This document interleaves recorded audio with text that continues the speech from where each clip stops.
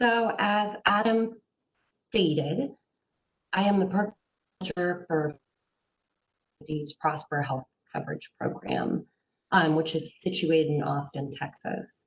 I actually initially worked as an assistant in Chicago, so the Midwest is very near and dear to my heart. That's where I kind of got started with all this work before moving to Austin in 2014. Okay. So just to give you a little bit of information about my program, we were formerly a Navigator sub-grantee. We were referred to as Insure Central Texas, which is the name we changed because it sounds like a broker or agent, and that's not what we are. So we have since changed the name just to the Health Coverage Program. But what happened in Texas is a bunch of different organizations together applied for the Navigator grant. And then when that organization stopped, every single one of the sub-grantees applied for the Navigator grant. And so a lot of us lost out. But that actually turned out to be very fortuitous, given all those cuts, because we were required to essentially go to local entities and continue our funding that way. So since that, we have been only a certified application designated organization. So we, for the most part, are doing marketplace enrollments because, of course, Texas did not expand Medicaid. But our usual enrollment goal for marketplace plans is 5,000 people a year. So we hit that, in fact, but usually it's a number that we hit throughout the year, not just in open enrollment. But last enrolled just over 4,500 individuals during that 6-week period. The reason we were able to do these numbers is because we have a massive amount of volunteers who actually assist us with the enrollment process. And so just under 160 volunteers last year donated more than 3,000 hours of their time to help us get all these individuals enrolled. Generally, during open enrollment, we hire a seasonal staff of about 14 to 15 people in that vein, but our year-round program is actually just 4 CACs and then myself. So just to give you guys a bit of an overview of what this past COVID-19 year looked like for us, on Friday, March 3rd, Prosper centers had to close because the city of Austin essentially raised the COVID threat level to one where we weren't supposed to be offering in-person services. And so what that meant was my team began doing remote enrollments entirely, starting 16th. And since that is actually all they've done. So we've been actually very, I think, lucky in that because we have all these partnerships with local provider networks and different hospitals, we've actually done remote enrollment for a long because we've assisted many people with complex medical needs who couldn't come see us in person. So everyone on my team of 4 was actually very experienced in working remotely. And in fact, I was out of town when this all happened, and they were able to rather seamlessly make this transition basically over the course of a weekend, and that's what they've been doing since. So our plan at this point in time is to conduct this next open enrollment season entirely remotely. And I say that with kind of the caveat that we are doing our best to serve everyone remotely, but if the client has a specific preference to be served in person, we will offer unadvertised in-person appointments. They are by invitation and it will be on a case-by-case basis. So we are not really putting the word out about these. This will sort of have to be by client request and client invitation. So our team of 4 year-round was working in a very analog sense, and we've since kind of inched it up for open enrollment because, of course, we have over 100 volunteers we have to make this work for.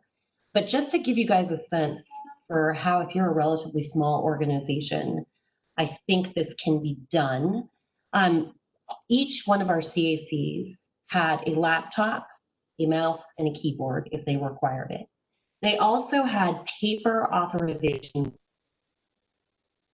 also paper tracking sheets. We use a very specific sheet to capture client information and enrollment data. So they actually had paper versions of both those forms initially. And so for the initial moments of COVID, they were actually recording everything on paper as they would normally at the office. And then we did a kind of staggered, socially distant drop off at the office for our data entry individual. They would pick up the sheets and they would enter them. This became obviously not very effective. It was kind of intended to be a short-term solution because nobody knew how long the crisis was going to go on. So in July, our data manager actually updated everything so that our CACs could begin entering enrollment data directly. So it took away the need for that paper authorization and tracking sheet element. So all our CACs, luckily at home, had internet and also all had individual cell phones.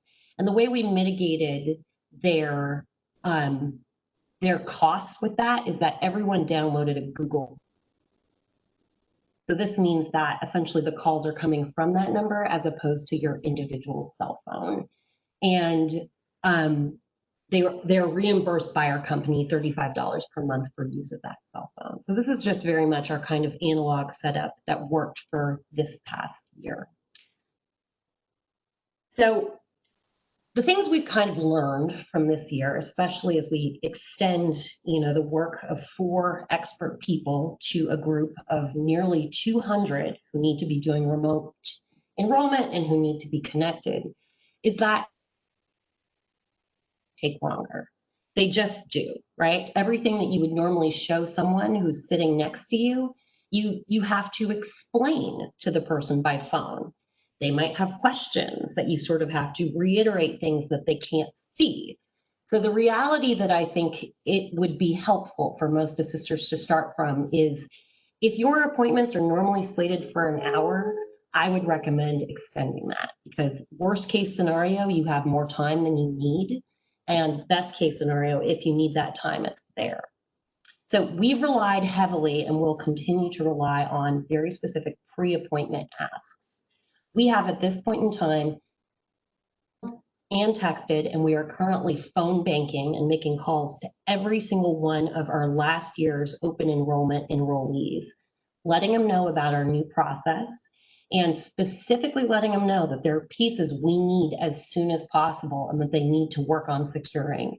Things like the marketplace login information, if there's an employer offer, and of course, any other relevant information necessary for the application. In terms of authorization, I'm going to provide you guys in just a moment with some proof that CMS does allow assisters to work remotely. This is something that I've presented on to a bunch of different organizations. CMS also did a webinar, I want to say April, I can't remember, but they actually explicitly did inform assisters, and that includes navigators, that includes CACs, that you are allowed to work remotely. This is something that the marketplace application CMS allows, and I'll talk a little bit about some proof of that.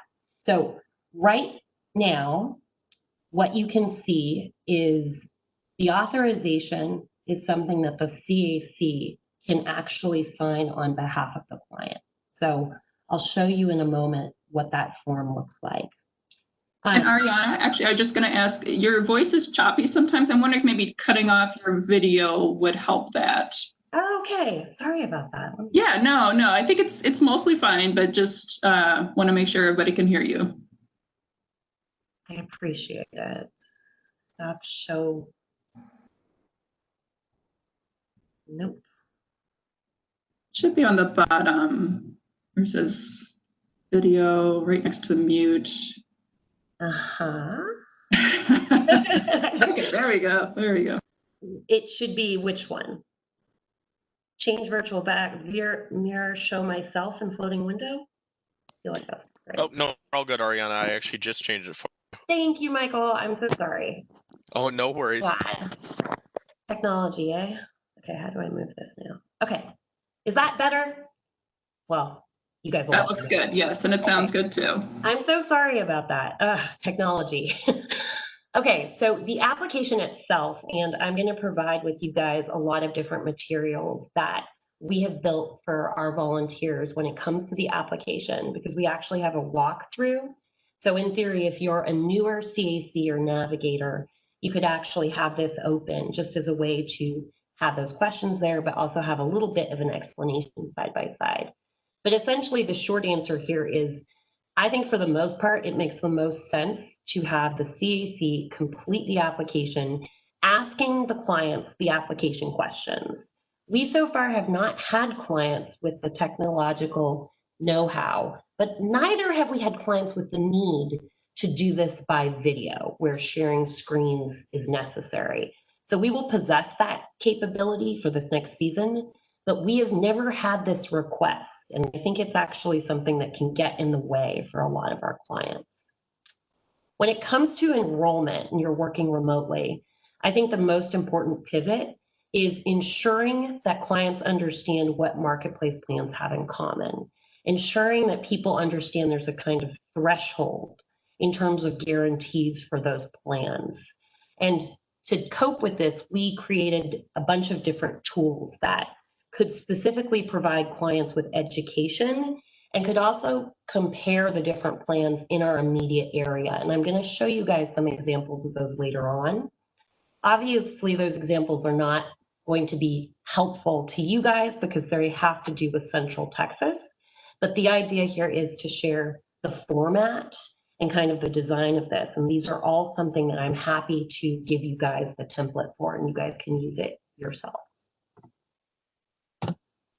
Okay, now I've ruined something. Okay. So I would say the biggest takeaway we've had, and we've gotten a lot of appreciation so far from our clients and partners, is letting your OE7 enrollees know what OE8 is going to look like. So we sent out an email that essentially lets them know, to protect them and to protect us, we will be working entirely remotely this next year. In order for us to get started on this process, we asked them to either complete an online intake form or to be in touch with us so we can have someone assist them with completing that form. So the idea here is kind of meeting clients where they are.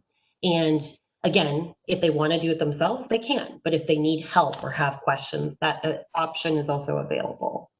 So as part of that appointment and part of that intake form, there are certain asks. One of those, of course, is the marketplace login information, asking them to collect that information and ensure it works. And of course, employer coverage, HRA information, and then we also are making sure any person who had coverage in 2019 has completed reconciliation for that year. I think something else that has been initially kind of a struggle, but now once we're in a group with it, it's been really easy, has been helping clients understand what the value is of working with us by phone when they could just call the marketplace, right? Or allow themselves to be auto-enrolled by the marketplace. And I think that this has become just a piece of our messaging, but essentially, obviously, when clients call the marketplace, they're working with someone who could be anywhere in the United States, right? It's that local assistance where we're offering them specific information on who the providers are, right? And where the plans are in network that I think is very important. But the assistance we're offering is much kind of more connected to advocacy and policy and, these state-based specifics. So I've outlined some of the explanations we offer there, and clients ultimately make the decision about whether they would do this with us or do this with the marketplace in some way, shape, or form. But I do think it's important to prepare some organizationally specific reasons that you would encourage clients to go through this with your organization as opposed to just passively enrolling. These are a couple of the different documents and information that are included with our letter. Basically, if someone has a job offer, we tend to ask them to provide their HR representative with the letter that's on the right. And then on the left is kind of our overview of here are the things we will need and that you are responsible for ensuring will be available at your enrollment appointment. So that's the left-hand top corner. And then below that is a document I will have linked later on that you guys can feel free to share with clients. We include this with every message we send out where we ask them, please confirm that your marketplace insurance login credentials work. We have this in English and Spanish. There will be clients who can't do this, for whom this technology step is a little bit out of reach. But I've been really surprised by how many clients using this tool can sort of get that information on their own. Okay, so this is kind of some of the different examples I pulled directly from CMS. And actually, when you guys get this presentation, each of these is hyperlinked. So if you click on the actual box with the information, it will connect you to the larger resource that it's pulled from. And they are all CMS documents, and they all kind of implicitly, and I think explicitly, give us permission to work remotely as necessary. And as I said earlier, there was also a CMS webinar that specifically stated that we have this permission. And what I think is most important to be aware of is that the client just needs to provide you with verbal authorization, and you just need to make that distinction. So this is how we do it. And again, this is because when we've worked with people remotely, we have very frequently done remote enrollment. So what you can see is this is the very bottom of our last year's authorization form. And it gives a space to sign, and it gives a space to date, which would normally, of course, be the client. But to the right of that, you can see there's a box that says authorized to sign for the consumer. And if we're working with someone remotely, that box is checked, and then the CAC signs their name after they've gotten the permission verbally from the client to sign on behalf of them. And this is something that we know is allowed both for CACs and for navigators. So again, the CAC can sign their own name and date it, and they just need to ensure, if you guys are using paper forms, that you've indicated or made some sort of marker on the consent that you were authorized to sign for the consumer, that there was a verbal consent here. If you are doing it, that, according to CMS, you've done what is required of you. If you're using some kind of technology solution for authorization, the same logic should apply. So if you're using, let's say, DocuSign, and for the most part, your clients are doing this work themselves digitally and signing digitally, great. But if you have someone who doesn't have that technological ability, the CAC can sign on behalf of that person virtually, as long as some indication of the fact that it was captured based on the client's authorization is happening. So getting into the application when we're working remotely, to my mind, when I'm working remotely, because I've done this for such a long time, this is actually easier because I feel like I can go through the application faster when someone isn't next to me and I'm explaining every single last thing. The way we are set up is we actually capture most of the information we need as part of our intake process. So often the application is sort of almost like a confirming step for us. For example, the special enrollment period questions are irrelevant during open enrollment. And so it's nice to be able to just go through some of those optional screens quickly. So to my mind, it's actually quicker to work remotely when you're experienced. But when you're new, this is obviously much more of a challenge because the client might have questions that you don't have someone next to you to help you answer. So the way we are handling this, just because, again, we have a pool of volunteers who just don't have the same experience and know-how, is that we're actually going to use our most experienced CACs as what we're calling counselor support leads. So basically, they're going to be virtually connected with a cohort of 4 CACs who will, of course, each be virtually serving one of our appointments, one of our clients. So they'll be able to chat with their assigned counselor support lead. They'll be able, if necessary, to ask that counselor support lead to join the call. And so essentially what we're trying to do is we're trying to invest in the importance of the knowledge of our newer CACs initially to ensure that they have someone with them at all times, kind of shadowing, answering questions, and just like readily available in a dedicated sense to be there for that CAC as they newly navigate a brand new to them client. So that's kind of how we set ourselves up for this next open enrollment. This is a marketplace application walkthrough. If you guys received this PowerPoint, Adam said he would definitely make sure you guys did. This is hyperlinked, so you guys can access this training that we did. This basically would take you through from start to finish a training I did for Texas's Get Covered Coalition State of Enrollment Conference last year. The part it's missing is the updates to the application, the new ones that have like 5 slides on HRAs. But I've linked those below just in case that's helpful. For the most part, we're not seeing tons of people with HRAs. It's relatively new, so those tend to be pretty straightforward. But just in case this is helpful to anyone, it is linked here, and it just provides an overview of the marketplace application. I'm also willing to share our resource page resources, just in case this is of interest to anyone. Basically, you would go to helpenroll.org, and there are 2 tabs, as you guys can see in the left-hand side: application, steps 1 through 5, and then enrollment, steps 6 and 7. And this contains a whole bevy of our different tools and information and explanation that are intended to help our new assisters with getting through the marketplace application. So be aware, of course, that step 6 and 7, when it compares the plans and the networks and whatnot, really won't be very applicable to y'all. But if there's anything about the format, or if there's anything we've built that you would like to replicate, I'm happy to share the editable version. So my email's at the bottom there. If you want any of this stuff, please let me know. You guys can use whatever you need. The password to both those tabs, just so you know, is OE7.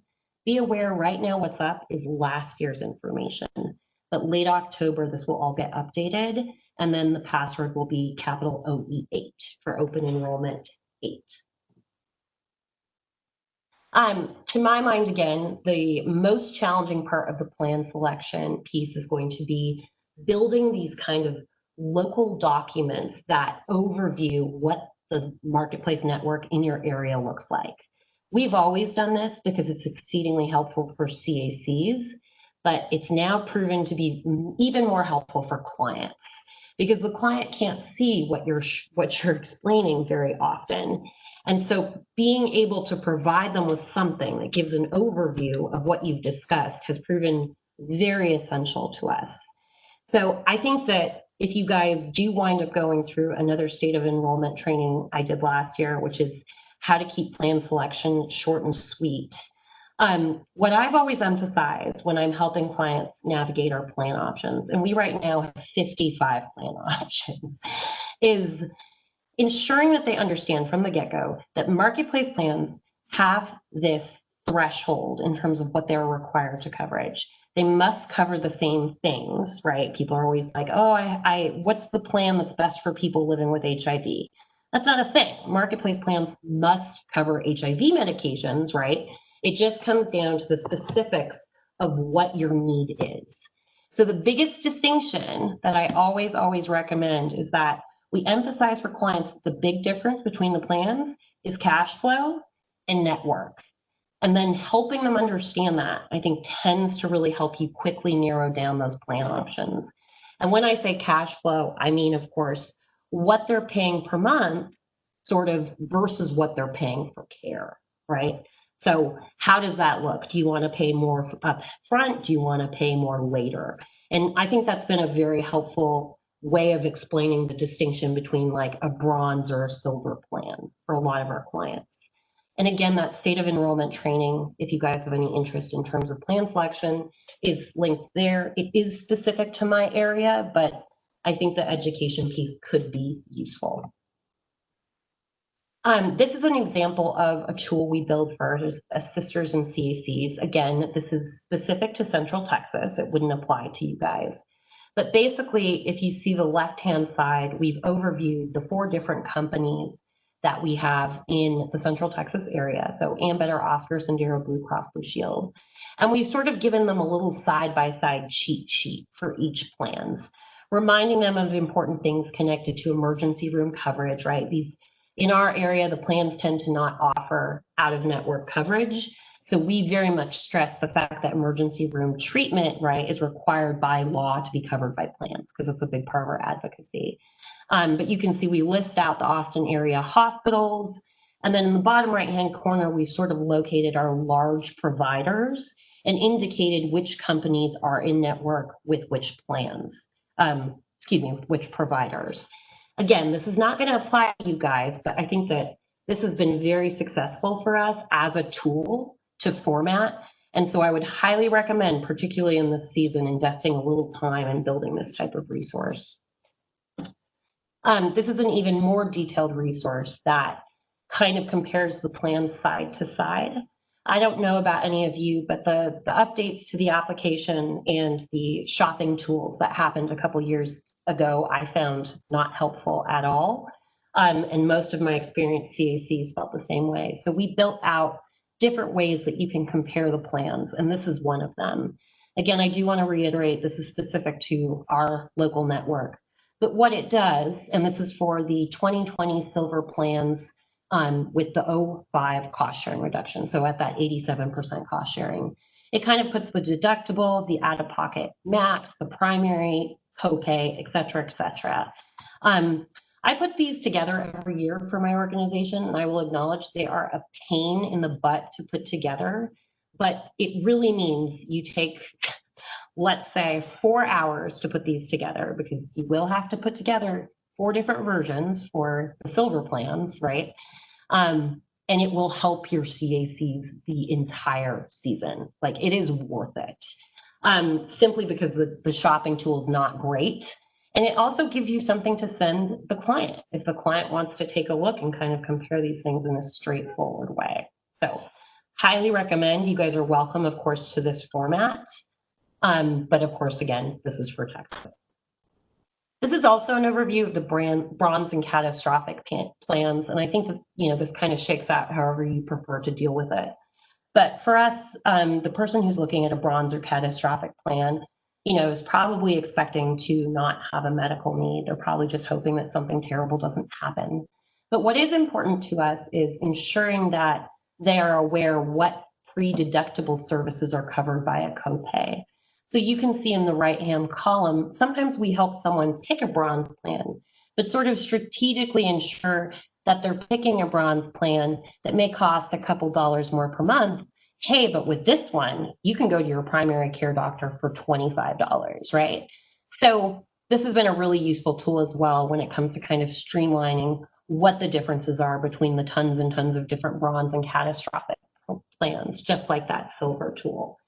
So this is another format that you guys are welcome to use if you believe it'll be useful. So part of how we've always concluded our sessions with clients is we have a sort of standard sign-off email, which is in the right-hand corner. Basically, your health insurance information, which contains a screenshot and kind of gives them some next steps connected to if they have to submit proof of a qualifying life event, making their first payment, et cetera, et cetera. On the left-hand side is our sort of program-created one-pager on their health insurance plan that reiterates, again, the importance of understanding that a life-threatening emergency must be covered if you go to an emergency room, right, regardless of the network piece. But then also gives them an overview on making that first payment, and then some kind of quick information on the plan. For us, the 24-hour nurses line is super important for clients, just because we've experienced how it keeps clients from going out of network in an emergency, how, you know, that contracted provider can kind of help them in an urgent matter with ensuring they're going somewhere that is in network. And then above that is sort of the different types of templates that we built. We have them in English and Spanish, just to ensure there's kind of a sign off. I just saw a question about whether that document on the left is from us or the provider. That is us. We created that. And those are available in English and Spanish. So this, again, these are all links that you guys are free to use if you wish. It contains pieces of information such as getting the username and password, how to authorize a representative. There's kind of an educational piece on COBRA versus the marketplace plans that has been really useful to us during COBRA. How to upload a document, how to request a 1095A from the marketplace, and then an explanation of short-term plans. Oh my God, I keep seeing these previews for what is it called? Sidekick insurance. It's making me so nervous. It's like, only pay what you want and see the doctor. And at the very end of the commercial, it's like, doesn't cover anything that you would ever. It's driving me nuts because I know people are going to see it. But I do think that short-term plan explanation has been really helpful for our clients. These are all items we create, but you guys are free to use them if you wish. And again, you'll be able to click each of these links to access the document. This is my email again. It's my first name, Arianna, period, my last name, Anaya, at foundcom, sort of a combination of foundationcommunities.org. Anything you would like from my resource page in terms of the template, or if you have any questions about our process, any of this, I'm totally willing and open to sharing. I wanted to add as well that we had some hiccups with the CAC roster, but we actually got CMS to fix it, which was really, really exciting. So you guys probably won't have that issue, but if you have any issues with that CDO roster, please let me know because we're doing some work with that. Anything. This is, I think, the one good thing that has come out of COVID is I've had these unique opportunities to kind of talk across state lines. And that's been really exciting and really helpful to be able to learn and talk to assisters all over the state because we are so unique. And anything, please just be in touch with me. And I know Adam will share this PowerPoint, so you'll have my email and links to whatever you need. Sorry about that last line about technology. I'm up to my elbows right now in navigating what's called a contact center solution. Oh my God, if I could do one thing over, I would have started learning about contact center solutions in January because they are very, very challenging. All right, that is it for me. Thanks, Arianna. We do have some questions, many generated by the chat and also a couple I wanted to ask and clarify with you. Thank you so much for all that information. Yeah, well, there's a few things I want to touch on.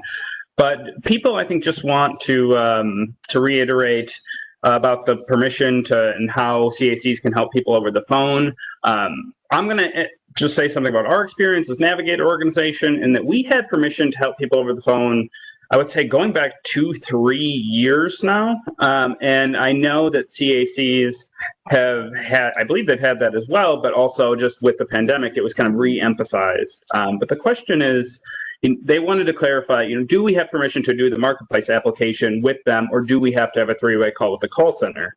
And you do have permission to do the application for them over the phone. Arianna, do you have anything to add to that? Yeah, absolutely. And I've gone back to the slide that sort of goes into what I would call the implicit allowances that CMS has used. These all come from actual CMS items, documents.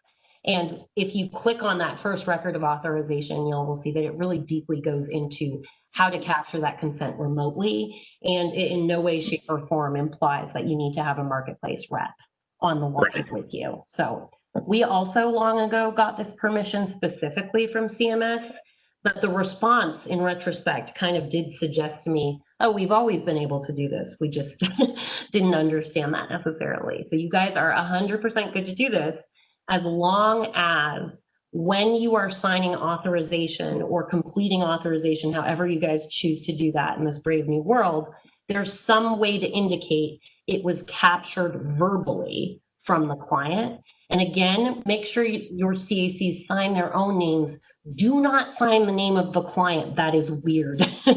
So hopefully those are self-evident reminders, but feel free to email me if you have any questions or concerns about that. Or of course, obviously anyone in the Wisconsin team. Awesome. We had similar questions and concerns and had to get clarification from our project officer. And when they gave us the green light, I was a little surprised a couple of years ago, but I great, got it, not going to ask again. Another question that came through, I just scrolled up to find it. This, I believe, is specifically about the CACs in your network, Arianna. Are the CACs that you guys employ doing only enrollments, or do they have other responsibilities as well? So we've actually employed 2 teams this season. One we're calling client support specialists and one that we're calling enrollment specialists. And the client support specialists are going to man our phones and do our intake appointments and answer any questions and concerns. So we've divided our process into essentially the intake and eligibility step, which is covered by that staff. So that staff essentially is vetting client eligibility, so ensuring things like they're marketplace eligible based on their status. They're not DACA or DREAM Act or undocumented. They're not eligible for free Medicare Part A, et cetera, et cetera. So they've kind of taken part of the work, and then it's kind of the enrollment specialist who will delve right into the application. So that's been the endeavor, to focus, different pieces of the work in different people so their expertise can grow within the short time we have. And again, my most experienced CACs will probably not be doing enrollment. They will probably just be managing enrollment, while the volunteer team has a dedicated person who can support them as they work through those applications and learn the process. Great. And there are a couple more questions, but I did ask Mike to throw up the poll because I don't want to forget. So the question is, how comfortable do you feel in your knowledge of the health plans in your area? Not confident, somewhat confident, very confident, or somehow magically you already know everything in them and expect no changes for 2021? So we'll just give people 30 seconds to a minute to answer that. I'm really curious about this, actually, just because the tools that Arianna provided, I was really glad to see those in the presentation, because I am really hoping that with collaboration with Covering Wisconsin Navigators and also our affiliates and partners, you guys essentially, that we can replicate something like that in our state. Just I think your comments on the plan preview tool are right on. I think the plan preview tool is useful. I think it does have its use. I think most people are somewhat confident, which is kind of where I was expecting people to land.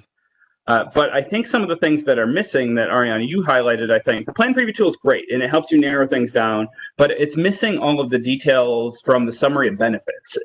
Would you say that's accurate, Arianna? Like the detailed, what exactly is covered, the provider networks, those kinds of things. Yeah, the totality of the information, to my mind, especially if you're shopping between silver plans, would always going to be include what are what are the care costs covered before you have to deal with the deductible, right? Especially for our lower income individuals. And the way the marketplace compare tool is set up right now, that stuff is like hidden in the bottom in some like randomly poorly named link that you have to open, and then you have to scroll down, and you lose sight of the names of the plans when you do this. Like I was mad as I can possibly be when they did that. But the one nice thing is it kind of inspired us to be like, use this for the prices, because that's really all it kind of shows.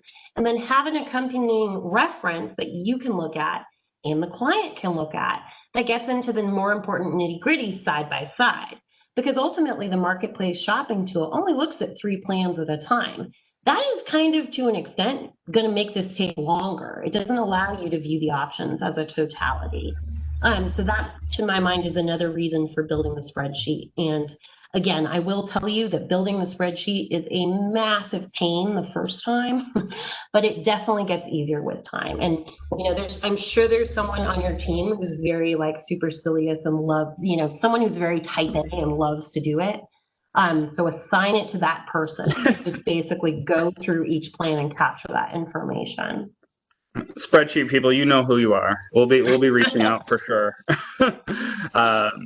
Yeah, it's just so true. And your comment on, I liked that you included the, this is the bronze plan, because we often, find people who we saw in Donna's presentation last week, that people who are losing insurance through these, just in general, in the marketplace numbers that are decreasing, are losing insurance in the lower income and the lowest income categories. And we find those people, when they come back to us, they might be switching from gold to silver, silver to bronze.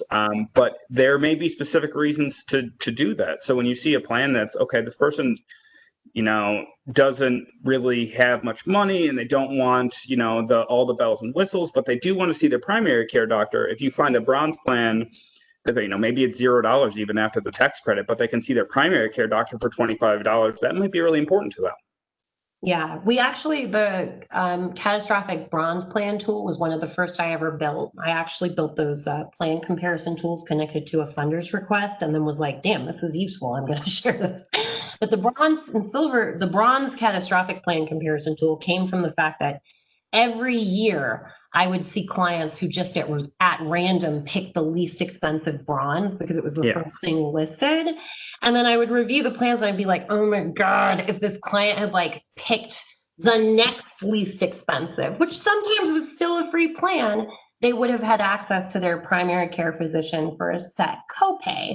And again, when you think about the larger significance of the Affordable Care Act, the whole idea in having someone have access to coverage is have access to care.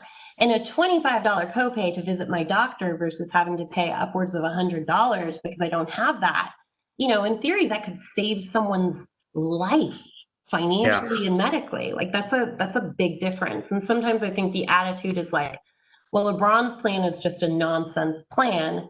And obviously we all know that's not true, because it can save you financially if something happens. But often there's value in those plans that doesn't come to the forefront with how they're presented on the marketplace shopping tool. You just see an $8,000 deductible and you're kind of like, well, what's the point of that, right? So I recommend that tool highly, even if you don't get to the silver ones.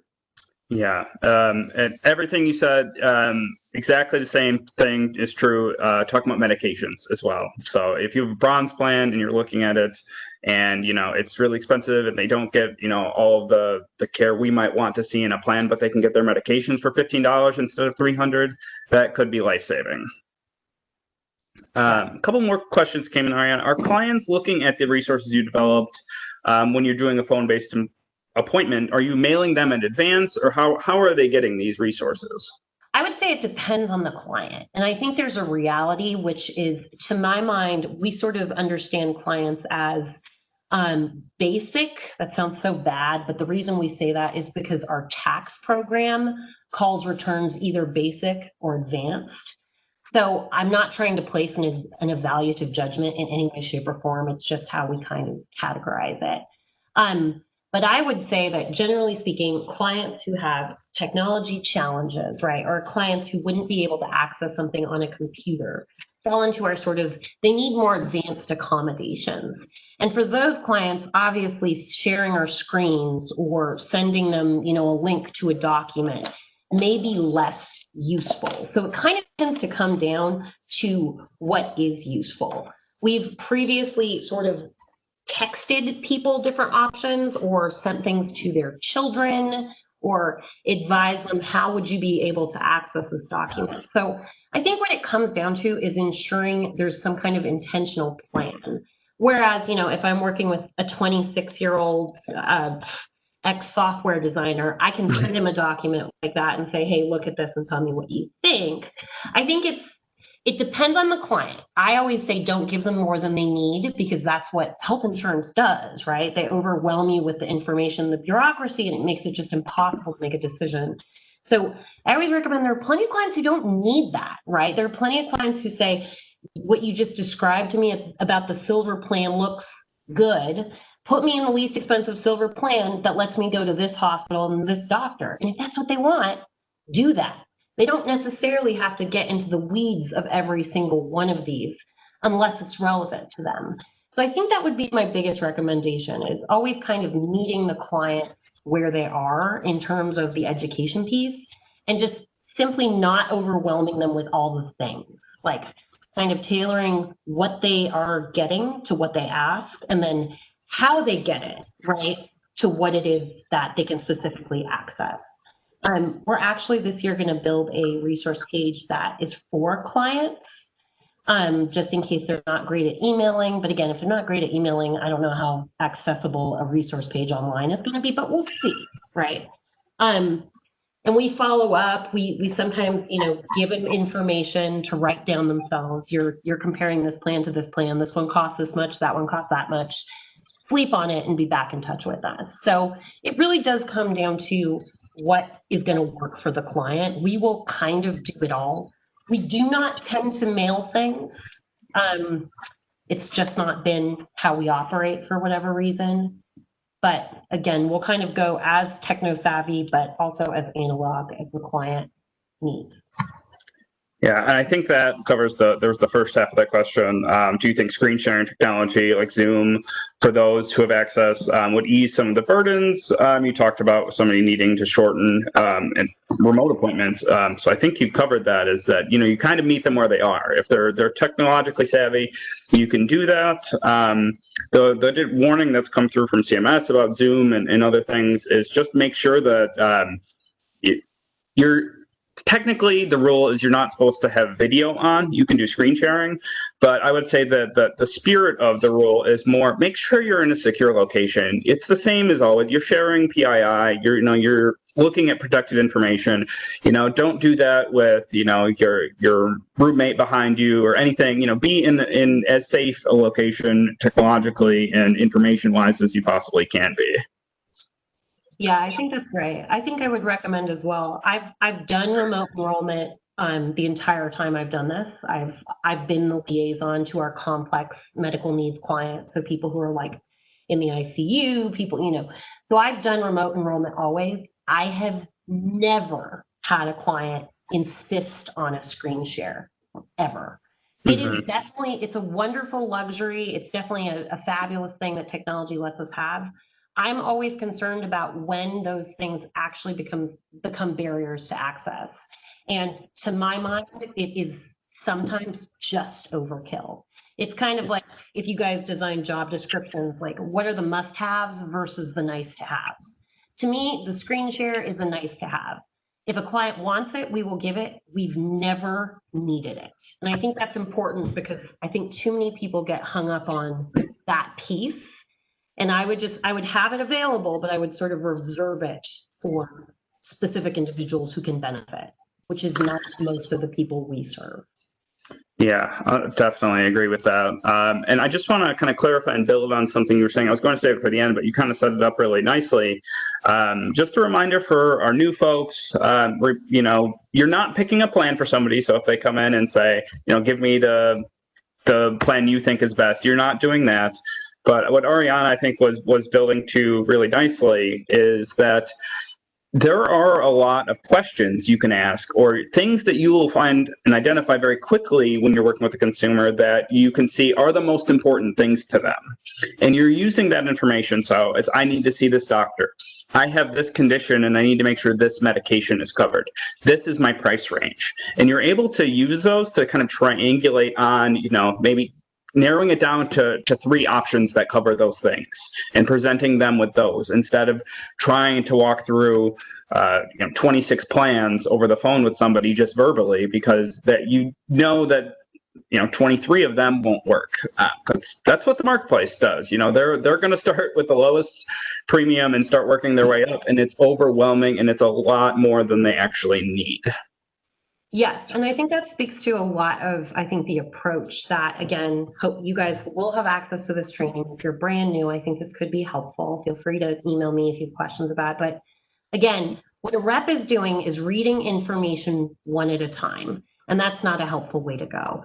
And an example I'll give you guys is created from this. If somebody comes in and says to me, I need a plan that puts me in network with Jean Grey. All right, I have 2 options here, right? I can add Jean Grey into that little tool that doesn't work all that well and hope that maybe it does, and then confirm it in the provider directories of each insurance companies. Or if I've already built a document that tells me the major providers in Austin, I can ask the client, hey, where does Jean Grey work? Oh, she's an Austin Regional Clinic doctor. And then I look at my little chart and I go, oh, great, Jean Grey is actually in network with all the marketplace plans. Are there any other factors we need to consider, right? So it puts you in a space, if you build something that provides you with an overview of your market, where you can shop them all at the same time. You don't have to do it one at a time. Conversely, if the client tells me, hey, I need a plan with Austin Diagnostic Clinic in network, I pretty much know what company the client needs to pick because only one Central Texas health insurance has that provider in network. So I think these are sometimes the kind of cheat sheets that when you're brand new, right, you won't necessarily have a sense yet of the totality of your own marketplace. But it really, really helps. It will help you. It will help the client. And I just highly recommend it. And any tips or questions about building something like this, please feel free to shoot my way.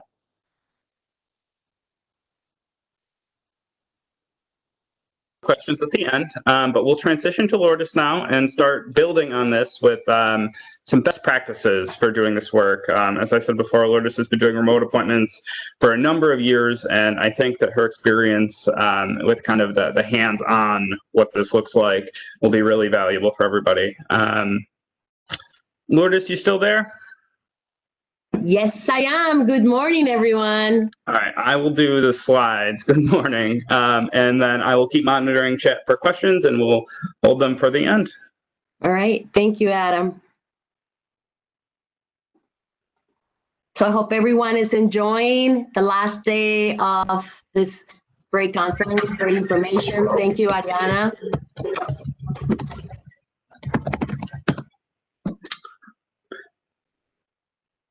Sorry, just taking a second to switch me over to presenter. Otherwise, I can't share anything other than my experience, which I'm happy to do.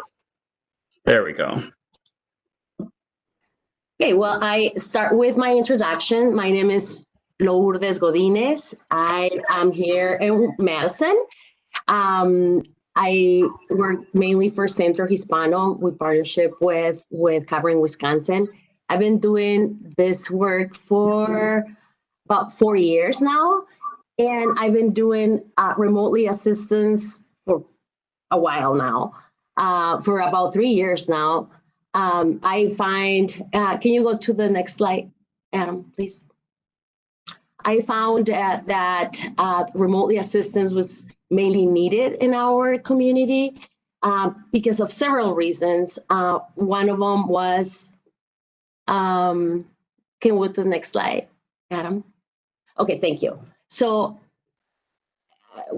I saw the need with our community because of transportation was one of the issues.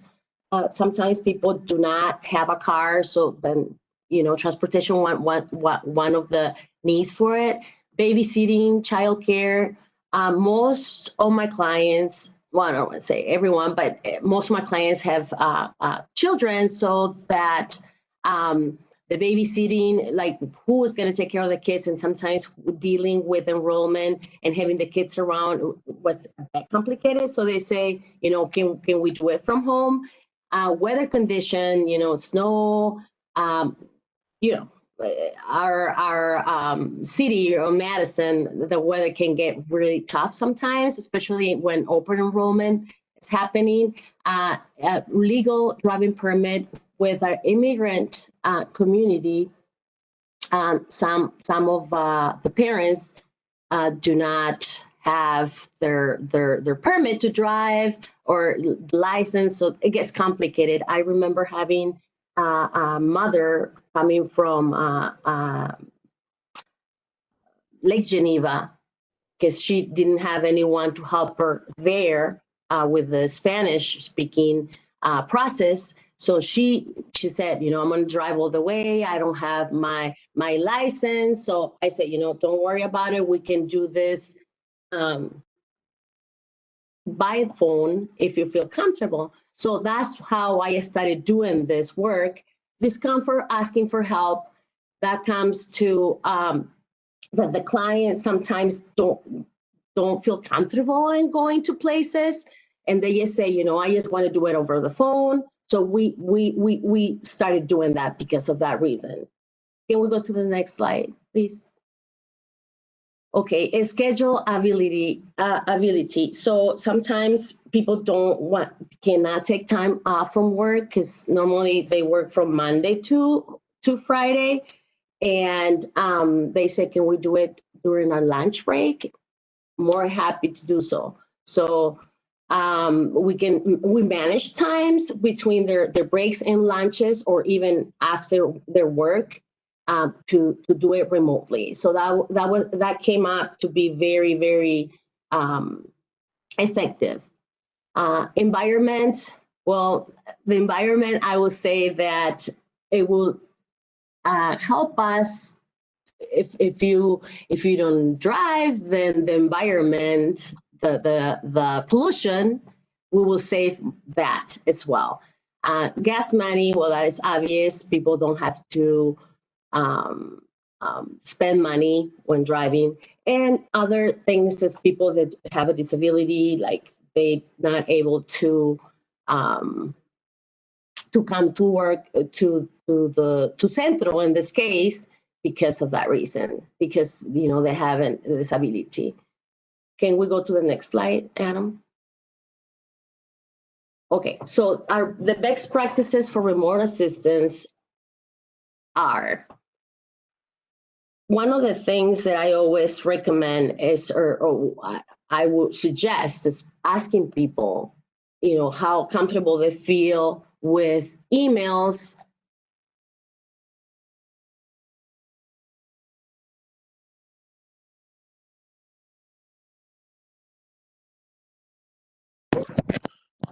Looks like her connection just dropped, so we Yeah. apologize for that.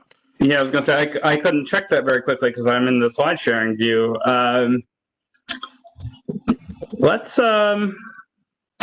Well, I will build on that point that she was presenting just a little bit. We'll see if she can hop back on. I'll go real slow so I don't cover her content if I don't have to, because I don't want to steal anyone's thunder. But it's so true, like with I think Arianna was starting to touch on this, where you are, kind of meeting the client where they are, technologically speaking. We have quite the breadth of rural and urban consumers with various levels of access to and comfort with technology. So, don't be afraid to ask a consumer, fairly early in the conversation, there's no wrong answer here. I just need to know your level of confidence with your email, your phone, texting. What is your preference? I think we've all been in appointments with consumers where they, when we're in person, they just hand us their phone. They want us to figure it out. They want us to hit the buttons for them. And I don't know how to do that. Here you go. So we don't necessarily encourage that, but we're happy to do that for consumers. And it's the same when you're working remotely, because a lot of these best practices that we're going to get to really kind of work the same way, where it's, I need to know can you text me a picture of that document, or can you email it to me? And you kind of need to know where they're at so you can serve them in a way that is equitable and makes sense for that person. And actually, Adam, it looks like she is back. I'm not sure what happened there. Adam, I apologize. So sorry. I got disconnected suddenly. So. No worries. I stalled us and finished the level of confidence with email, phone, and texting, so you can pick up with taking notes. Okay, taking notes. So taking notes is very important. I highly suggest that when you start your appointment with the consumer, to just advise them to have a note, paper, to write down all the important information and have them and save it in a secure place. That is highly recommended, because we will always, like passwords, and in fact, emails. There are people that have the use of different emails. They use different emails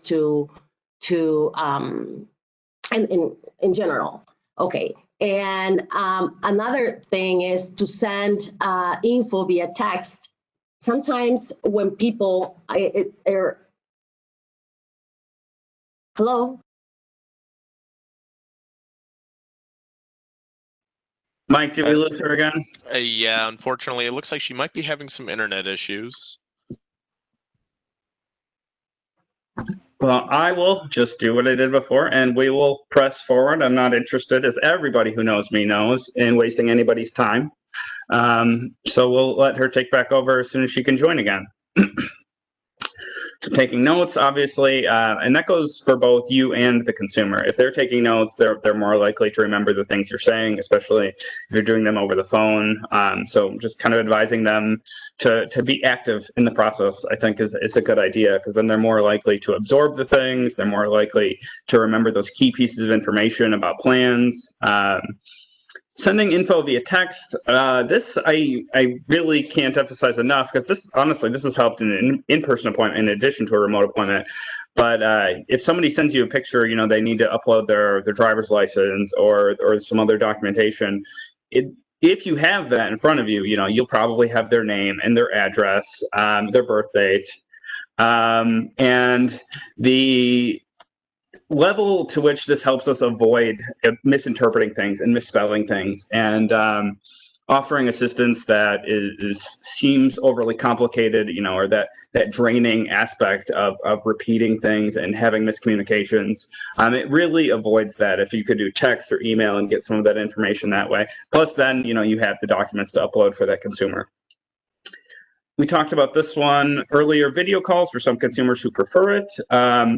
But there's, you know, in addition to just, okay, this is where the person has the technology to do this, there is the benefit that I think Lourdes is really great at this. They had an awesome, like, kind of Skype setup before this year, even at Centro, where she could meet with people. They would come and use the computer at Centro, and she would be there and they could see her. And then that helps develop that closer connection.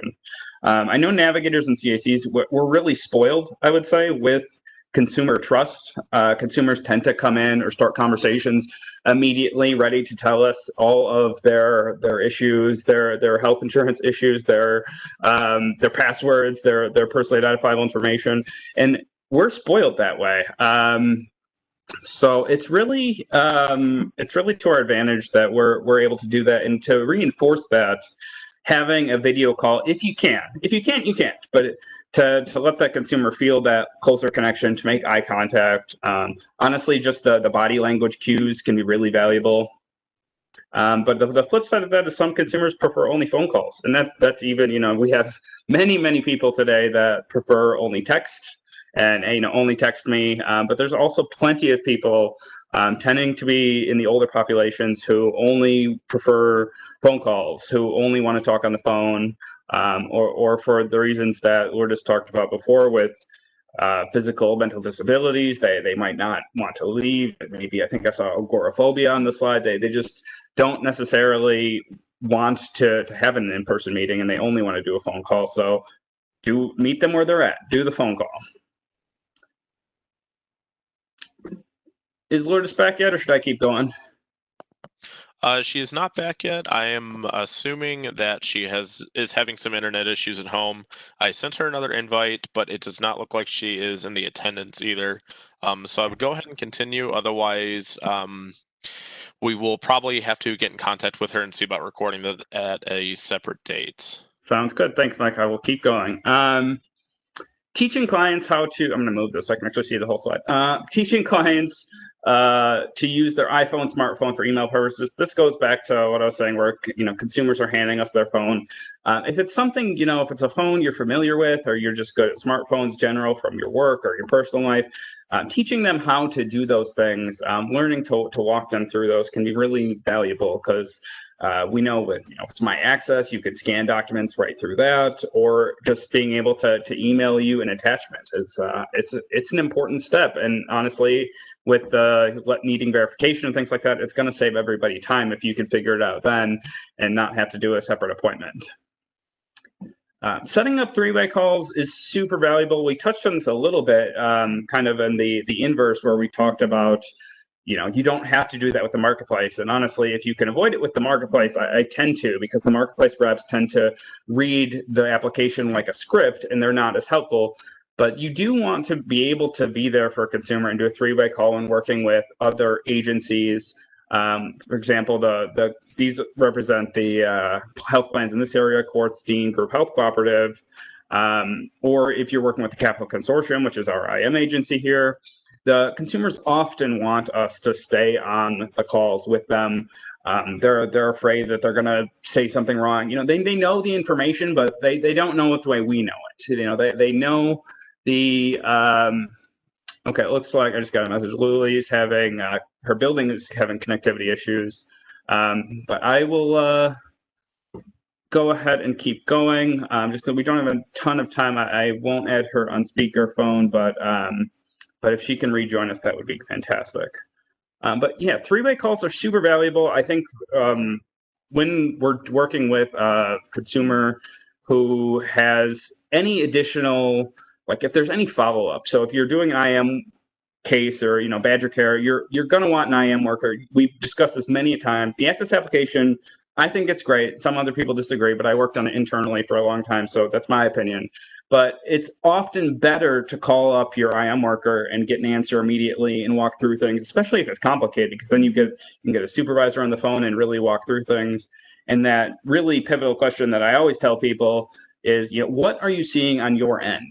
When you look at the system, because they're not seeing access, they're seeing care. So when you say, okay, how is the system that you're looking at counting that person's income? It can be really valuable to do a three-way call.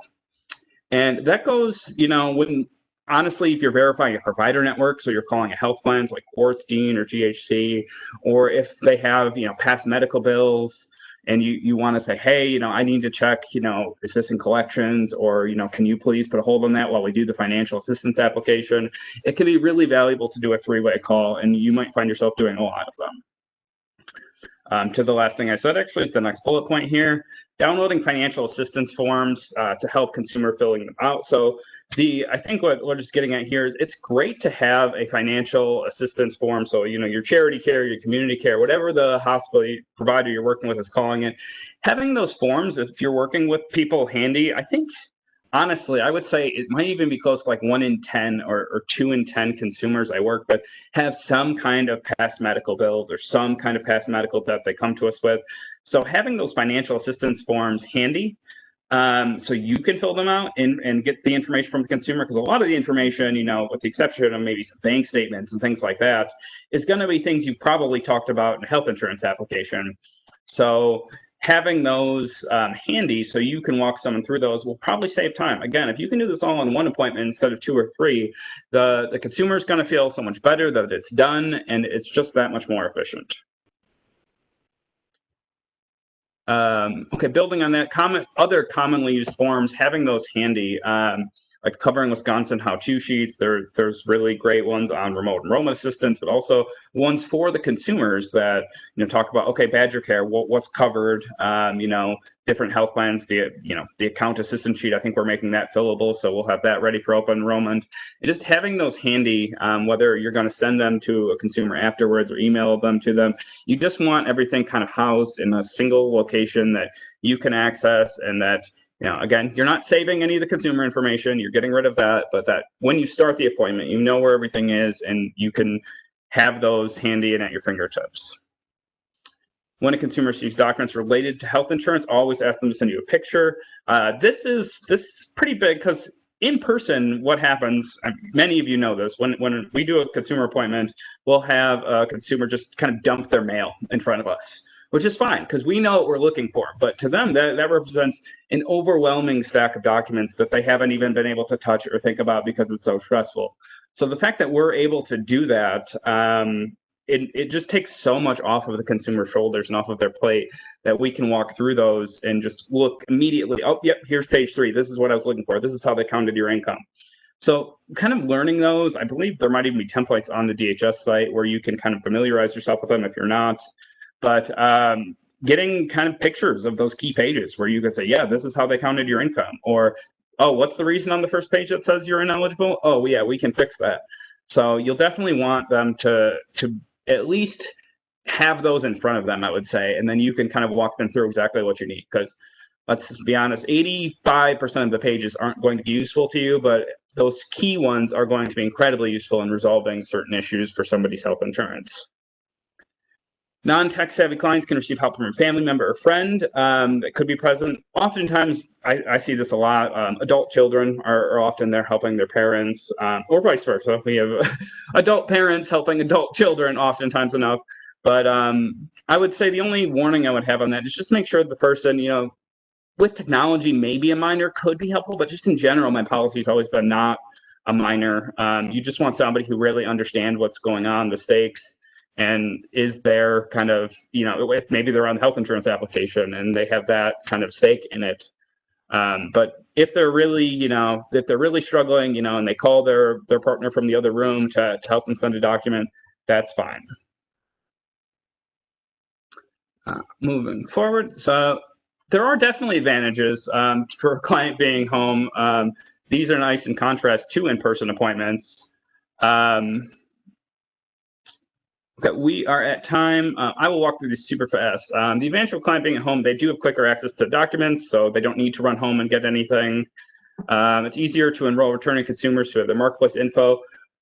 But I do want to emphasize, always review plan information and provider networks, medication costs, make sure that everything is there that they were expecting. And then obviously the scheduling, people not being able to take time off. So we're able to accommodate more times.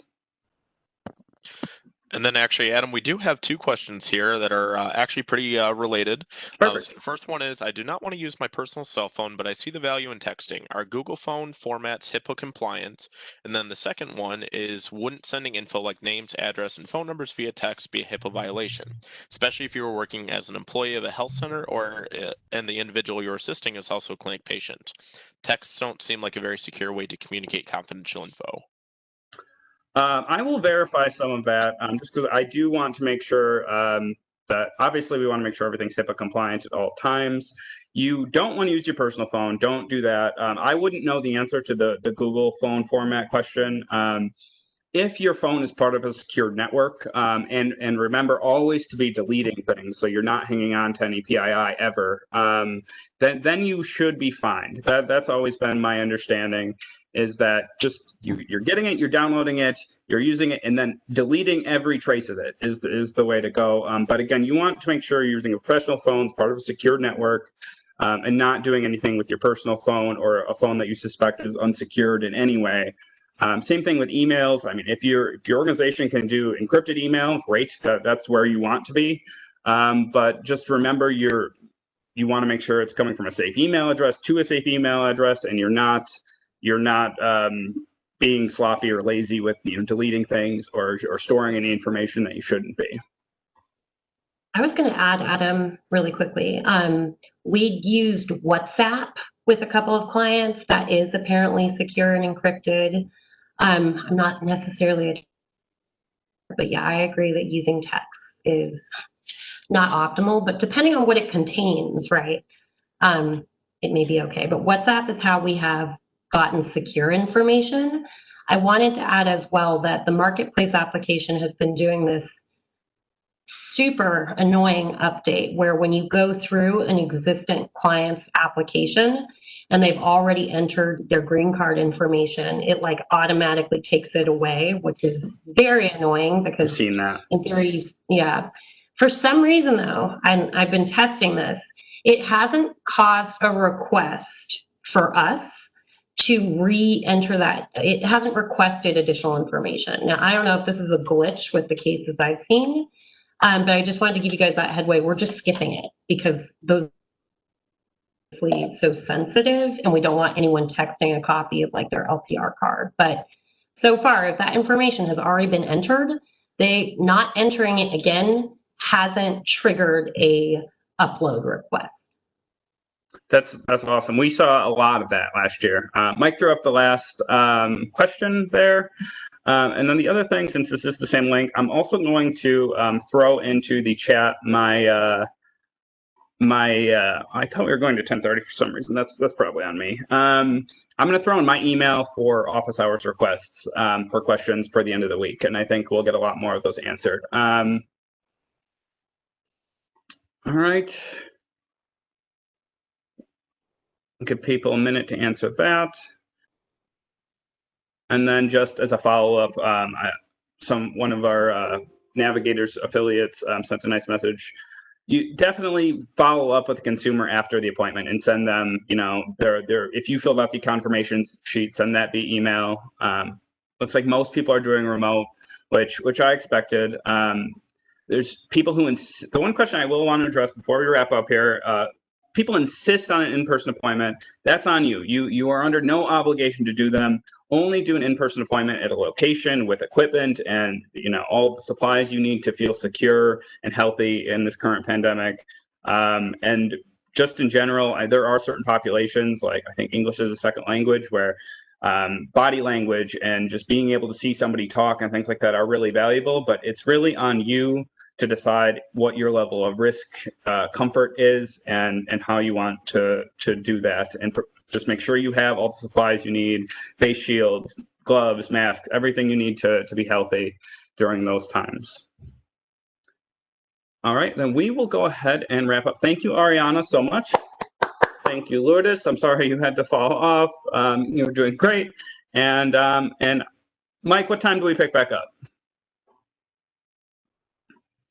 We will be picking back up at 10:45 for the next session. If anyone would like to access those slides, you can go to www.coveringwi.org/conference slides. And then actually all of these recordings will be live on our YouTube channel tomorrow afternoon. And there is a conference playlist there where you can watch the entire conference if you so choose. Awesome. Well, I'm sure we will make YouTube stars out of many of our speakers here. Yeah, thank you so much, Adam and Arianna and Lourdes. Really great content. And I know that we have many enrollment sisters who I said, you know, either new completely this year, which is, wow, more power to you, or like many people, doing remote assistance is just new. They haven't had much experience doing it. Not that any of us really did, but, you know, obviously, Arianna, your expertise, and Lourdes, your experience in just having had done this before the pandemic is so valuable right now. So thank you so much. As Mike said, we have a short break. We'll be coming back at 10:45. Keep the link open or just come back to this link, and we'll have our final session with 2 national speakers that you don't want to miss. So thank you and see you in a bit.